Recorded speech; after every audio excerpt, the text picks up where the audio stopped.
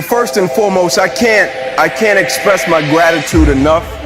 It's an extreme honor and privilege to be on this stage before you all. I kind of look at every speaking opportunity kind of like an assignment, because this is something that I didn't plan to do. As a matter of fact, had no interest in it. But about 10 years ago, I was in a position in my life to where I was a projected first-round draft pick. Had been playing a game of football since I was 7 years old, and I was watching film one day in the University of Tennessee's football complex. And as I'm watching film on the California Bears, my defensive backs coach, a guy by the name of Larry Slade, he comes into the room and he says, "Inky, I got some great news for you." I said, "What is it?" He said, "Man, can you believe you're a projected first-round draft pick? Automatic multimillionaire. I got your paperwork back. I got your grade back from the NFL. The only thing you have to do is play football." I said, "The only thing I got to do is play football." He said, "The only thing you have to do is play football." I drop the clicker, I get up, I run out of the room, I get my phone out, I call my mother and my grandmother, I get them on a three-way, and I said, "Listen," I said, "after this season, we will never struggle again." I said, "We would never miss another meal. We would never have to stand on the curb at Christmas and you all stand behind us and tell us you all just be grateful because we got robbed on Christmas Eve for the one pair of Nike shoes that I did have." I said, "We will never miss another meal again," because I grew up inner city Atlanta in a 2-bedroom home. There was 14 of us living there, and I used to sleep on the floor with roaches and rats, and I didn't sleep in a bed by myself until I went on my official visit to the University of Tennessee, and guys didn't understand why I didn't want to go out. And so you have a host when you go to college visits, and my host came up and he said, "Inky, we're gonna have a big time." And I said, "What is it?" He said, "Man, we're gonna go to a sorority party and we're gonna go to a basketball game." And I said, "Man, if you don't mind, can you please take me to the Marriott?" He said, "Yeah, I'll take you. You wanna go get changed?" I said, "Yeah, can you take me to the Marriott?" We pull up to the Marriott, I'm getting out of the car, and he says to me, he said, "Are you okay?" I said, "Yeah, I'm fine." He said, "Are you sick?" I said, "No, I'm not sick." He said, "You want to stay in the Marriott?" He said, "Man, listen, I don't know if you've ever been to a college sorority party, but I think you need to go. It gets pretty wild." I said, "No, I have no interest." I said, "See, what you don't understand, this is my first time sleeping in a bed by myself, and it's a king size at that. So I don't care about a sorority party." And I get up in that room and I call all of my cousins and my boys back in Kirkwood. That was my neighborhood back in Atlanta. And I said, "Man, you guys got to go to college." All right? They said, "Inky, we don't know about that college." I said, "Yeah, you get your own king-size bed." I thought, that was the route. But anyway, I start my junior season. I'm a highly touted NFL recruit, and I go out my first game, have a great game, interception, big hit. Everything is off to a great start. We get in the second game. We're playing against Air Force. Gets late in the game, about 2 minutes left in the game. And anybody that's ever watched a game of football, when you get 2 minutes left in the game is practically over unless you're playing against Tom Brady or Peyton Manning, right? And so the quarterback drops back, releases the ball down my sideline. A guy catches it. I go to hit him. And as soon as I hit him, it seemed as if every breath in my body left. My body went completely limp, stiffed up. I fall to the ground. As soon as I hit the ground, I blacked out. Never happened to me before. My eyes open. My teammates run over to me. They said, "Ink, get up. Let's rock. Let's go, man." I said, "I can't." They said, "What do you mean you can't? You always get up. Get up. We need you." I said, "I know, man, but I can't move." They said, "What do you mean you can't move?" I said, "There's a shock going from my neck to my toes. I can't feel anything." The shock eventually left. It stayed in my right arm and hand, and the doctor came out and they put me on the spine board, and as they were wheeling me off the field, we get to the ambulance, and my father is standing beside the ambulance, and I'm the type of person, I believe there's some good in every situation that we face. I believe if you train your mind to see the good in the situations that you don't like, that brings you discomfort, that brings you a certain level of opposition, I believe if you train your mind to see the good in it, it's easy to extract it. And so I say to my father as I'm lying on the spine board, I said, "Pops, I got him, right?" And he looked back at me, he said, "Yeah, you laid a nice lick on him, but I think you got the worst part of this." And they put me in the ambulance. They said, "We're gonna take you over to the hospital, run a couple tests, we'll bring you out, we'll tell you what's up." They take me in, they run the test, they bring me back into the room, and when they bring me back into the room, my mother comes in, she kisses me, she prays for me, and she says, "Son, you will be fine." And as she's going to walk out of the room, the doctor came in running from the opposite side, but as he was running, he was screaming. And he was running, he was screaming, he was saying, "Guys, get in here. We got to rush this kid back to emergency surgery. He's about to die." I said, "Die?" I said, "My mom just said, okay." You said, "Die." There's no in between. He said, yeah, I hate to tell you, but you ruptured a subclavian artery in your chest. You're bleeding internally. We got to rush you back, take the main vein out of your left leg, plug it into your chest in order to save your life. And the next morning when I woke up, my perspective had completely changed. I didn't think about if I was going to play Alabama the third Saturday in October. I didn't think about if I was going to play Florida the next week. Instead, with the situation, it was a heavy level of conviction attached to it. Even though people were coming in to check and see how I was doing, I was thinking about my legacy and I was thinking about my life in a manner of such, when people speak about you one day, well, the only thing they say about you is, man, that guy was an amazing athlete.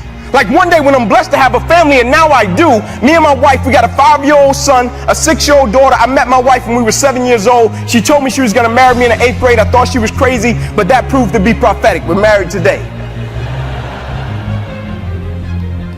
But I thought about my life and I said, is this the only thing that people would talk about you? Football? Like, well, the only thing they say is, man, that guy, I remember he was 165 pounds. He bench pressed 325 pounds. I remember when he ran a 4.38 in a 40-yard dash. Or will my life have something of substance and value attached to it? Will I just be this efficient but not effective individual? I did things right, but I never did the right thing. Like, will my life have something of substance and value that when people can see me and they can point to me, it makes them want to raise the standard and excellence in everything that they do and everything they're connected to and everything that they're part of? Or will people just say, man, this guy was a great jock, he was a great athlete?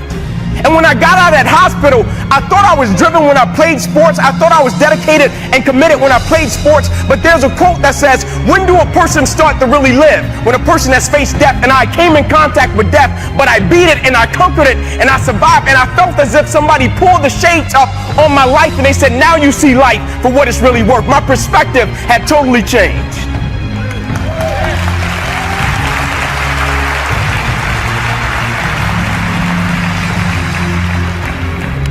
And I went to rehab for my arm for 2 years, 7 days a week, straight. And they would order me different machines. They would give me an arm skateboard. They would give me different things that I could breathe in, because they cut me 6 times down my left thigh. They cut me 1 time across the left side of my neck, 1 time across the right side of my neck, twice through my right ribs. They cut out my right pec. They put 350 staples in my body and they bandaged me from my neck to my knees. I had to learn how to walk again. I went from bench pressing 325 pounds, jumping a 40-inch vertical, to now my roommates had to help me take a bath because there were certain incisions that I couldn't get wet. And I went to rehab for 2 years, and the doctors, at the end of every visit, I would step up and I would say, man, is there anything that you could tell me?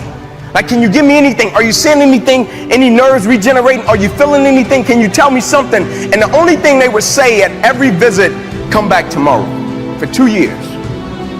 And so one of my last visits, I got up off the table. I'm a pretty positive guy, speak life. You know, I believe in looking at situations with the right perspective. And I jumped up off the table and I said to the doctor, I said, man, are you seeing anything? Can you give me any good news? And he said to me as he dropped his head, he said, Ink, you probably will never be able to use that arm or hand again for the rest of your life. And I responded to him and I said, physically. And he said, physically, that's interesting. I said, yeah, physically. I said, physically, you know, I can't punch anybody with my right. I got a mean left, right? I got a mean left hook. I can't do a lot of things that I want to do with my right. I can't. You know what's one of the coolest things that I thought was as a kid, right? It wasn't anything with athletics, and I was a four-sport athlete. But one of the coolest things that I thought about my whole life, right? When I was a kid and I grew up in this community, I saw everything by the time I was a senior in high school. I saw murder. I saw people get robbed. I saw people get stabbed. I saw drugs being sold. I saw people use drugs. That's why I never touched any of it. But when I was a kid, there was a swimming pool on the other side of the tracks in my neighborhood, right? Other side of the tracks, swimming pool.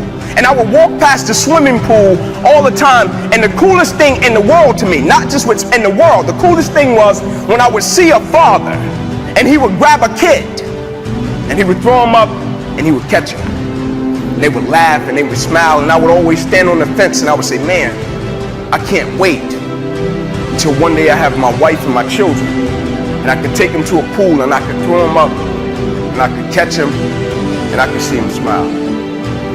And when the doctor looked at me and I said, physically, I said, I can't do some of the things that I wanted. I can't throw my kid up like I wanted to in the pool. Like some of the things I can't do.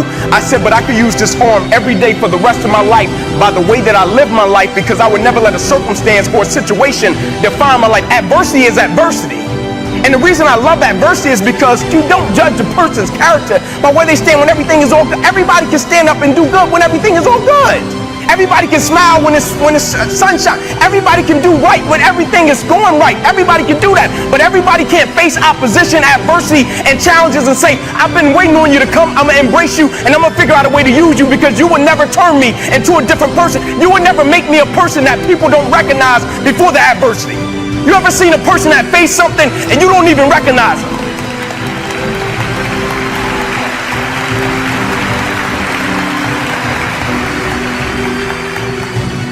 Like the thing I've learned about life, like everybody is in different businesses, you know, per se, but at the end of the day, we're all in the people's business. And what I mean by that is every day we have a chance to impact somebody's life. Right? And I firmly believe with the things we're part of and the things we do, we all have to have a purpose that's a lot greater than ourselves. So when we hit things that we don't understand and that brings us a certain level of discomfort and that hurts us and we just can't pull the grips on it, when we have to encounter things like that, we have to step back and we have to figure out, how can I use it? And a lot of times as people, like naturally people are selfish, right? And what I mean by that is they approach situations and they say, what can I extract from this situation and how can it benefit me? But the moment an individual shifts their perspective and shift their mentality and shift their attitude from me to we, that is the moment an individual becomes literally dangerous. Because now an individual is attached to purpose and mission. And when you have an individual that's attached to purpose and mission, it's not too many things that's going to stop them. You see, my football career ended, but my reason for why I lived my life, it never did. I just had a paralyzed right arm and hand. My mentality wasn't paralyzed. My spirit wasn't paralyzed. My drive wasn't paralyzed. My dedication wasn't, my commitment wasn't. I was the same man. I just had an extra boost of energy for why I lived my life. I wear this as a badge of honor. Every single day, the adversity, the opposition that life sent to break me, I wear it as a badge of honor because I understand every day of my life, I represent something. It's just like every individual in this room, every company, every brand. When people see you, they think something. We've all seen those people, we see them coming, we're like, oh, here come this crybaby. No, they're whining about something. And then we've all seen those people where we say, man, where you been, brother?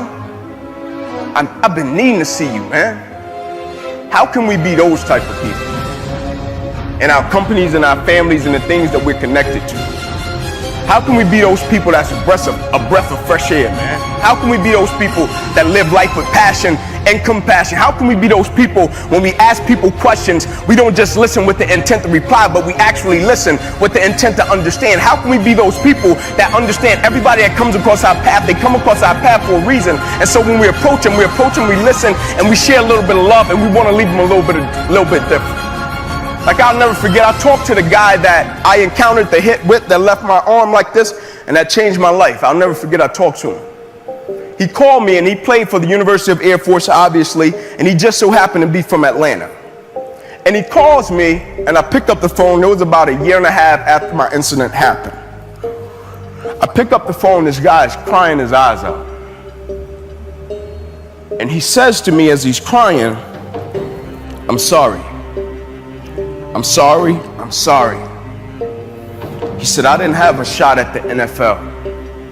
He said, you did. He said, I feel as if I messed your life up. And I said to him, thank you.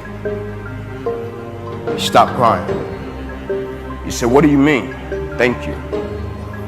I said, I'm saying thank you because if this incident didn't happen, who's to say that I would be the man that I now am?